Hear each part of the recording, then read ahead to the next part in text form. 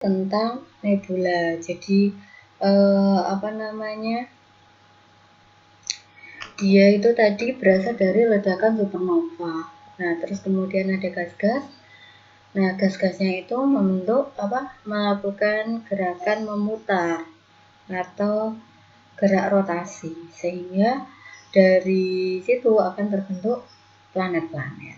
Nah, nebula itu gas yang ibaratnya kalau kita seperti yang tadi dia kan, kayak kita berada di kabut, di dalam kabut, kita nggak akan menyadari hal itu.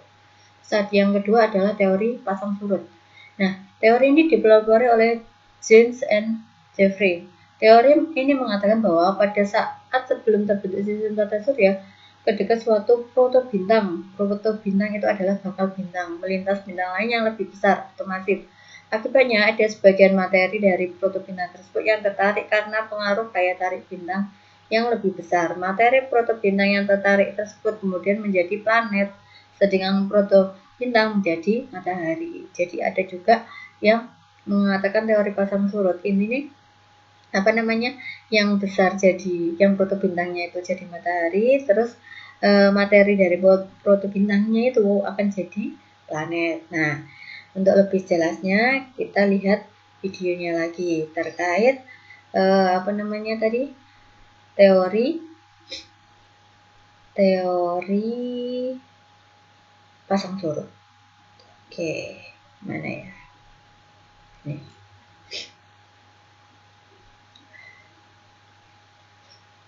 Oke, pada video kali ini kita akan membahas tentang teori pembentukan tata surya menurut teori pasang surut.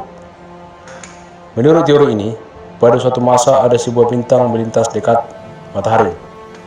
Akibat adanya gaya tarik pada bintang, sehingga sebagian material dari matahari tertarik ke arah bintang. Pada saat bintang menjauh, material tersebut tidak kembali, tetapi membentuk planet-planet, dan planet tersebut membentuk orbit mengelilingi matahari. Oke, jadi pada teori ini adalah sebuah bintang yang melintas. Inti daripada teori ini adalah bintang melintas dekat dengan matahari, sehingga sebagian material dari matahari tersebut tertarik ke arah bintang. Oke, contoh soalnya seperti ini. Ini soal UN tahun 2013. Planet-planet terbentuk sehingga kulit terluar dari. Jadi intinya kalau tadi untuk teori pasang surut itu ada bintang yang mendekat matahari, terus kemudian bintangnya itu tadi ketarik sama matahari, akhirnya dia membentuk planet. Itu menurut teori pasang surut. Terus ada lagi teori bintang kembar. Nah, teori bintang kembar ini adalah teori tentang pembentukan tata surya yang dikemukakan oleh R.A. Layton yang menyatakan bahwa matahari pada awalnya berupa bintang kembar yang mengelilingi sebuah medan gravitasi. Sebuah bintang menabrak bintang kembar lain dan menghancurkannya menjadi massa gas berputar. Karena terus berputar, gas ini menjadi dingin dan terbentuklah planet. Bintang yang bertahan menjadi matahari, kekuatan gravitasinya menahan planet yang terbuka dan beredar menurut lintasannya. Teori ini menjelaskan bahwa pada mulanya matahari dan planet lainnya berasal dari dua bintang raksasa yang bertabrakan, sehingga salah satu bintang tersebut meledak dan hancur yang menghasilkan serpihan yang lama-kelamaan terbentuk planet beserta aksesorisnya. Sementara bintang yang masih utuh itu adalah matahari. Jadi dulu itu matahari itu punya kembaran, kasarnya kayak gitu. Nah, kembaran dari matahari itu tadi ternyata meledak. Nah, ledakannya jadi planet, yang tidak meledak jadi matahari.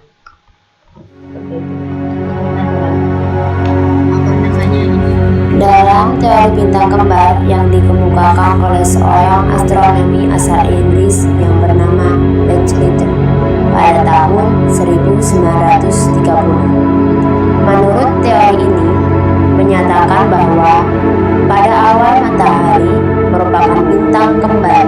Jadi matahari dulunya ada dua, di mana satu sama lain saling mengelilingi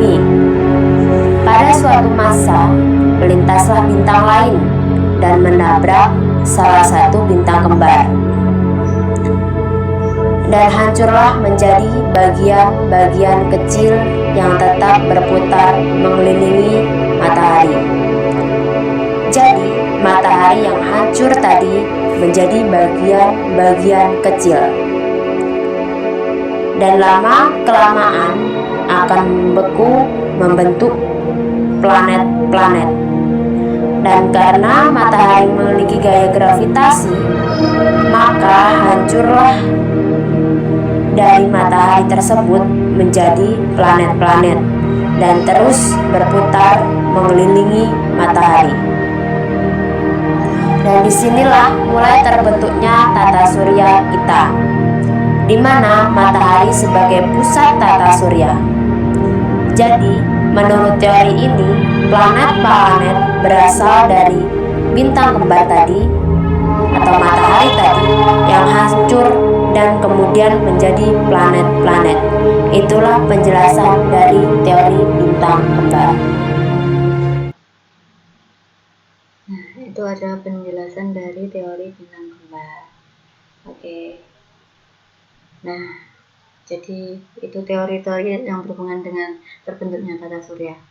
Jadi seluruh benda langit beserta dengan matahari berada dalam suatu sistem yang dinamakan sistem tata surya. Matahari sendiri berada pada suatu galaksi yang dinamakan galaksi Bima Sakti. Nah, sebuah galaksi tersusun atas gugus bintang. Gabungan gugus bintang inilah yang membentuk suatu galaksi. Bintang yang berada dalam satu galaksi jumlahnya mencapai ratusan miliar. Terdapat sekitar 100 miliar lebih bintang yang menghuni galaksi. Di alam semesta dan jagat raya terdapat banyak galaksi. Letak satu galaksi dengan galaksi lainnya sangat berjauhan, seperti yang video kemarin ya. Di mana di situ dijelaskan bahwa jarak antara satu galaksi itu bisa berjuta-juta, bermiliar-miliar tahun cahaya. Nah, kalian tahu sendiri kemarin satu tahun cahaya berapa? Itu.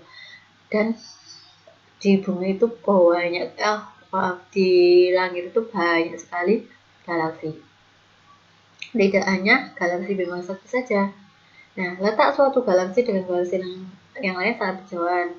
Biasanya untuk melukiskan jarak alam semesta, misalnya antar galaksi dinamakan tahun cahaya. Nah, ini contohnya galaksi yang diambil menggunakan teleskop Hubble. Dengan menggunakan mata telanjang, galaksi ini tidak akan nampak. Gambar paling kiri merupakan pandangan di sekitar rasi biduk. Jadi, ini kurang lebih kayak yang kita bahas di pertemuan sebelumnya. Ini adalah teori gerakan benda langit. Ada teori geosentris, heliosentris. Kalau geosentris, dia mengatakan bahwa bumi sebagai pusat tata surya. Kalau heliosentris, itu dia mengatakan bahwa matahari sebagai pusat tata surya.